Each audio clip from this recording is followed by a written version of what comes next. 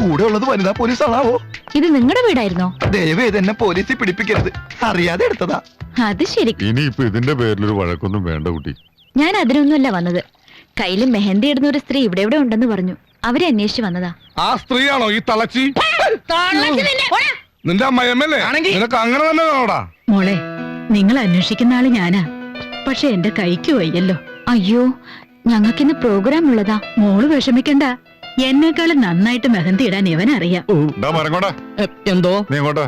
എനിക്ക് കുറച്ച് ധൃതിയുണ്ട്. നീ ദേ ഈ കുട്ടിക്ക് മൈലാഞ്ചി ഇട്ട് കൊടുത്തിട്ട് പോയാ മതി. ആ ബൈ ദ ബൈ, അയാൾ മണവാളൻ. മൈലാഞ്ചി ഞാനിട്ടാ മതിയോ? സാറിനറിയാവോ? ഇല്ല, ഒന്ന് ട്രൈ ചെയ്യാലോ. വേണ്ട, ഓ, ഈ മരങ്ങോടൻ ഇട്ടാ മതി.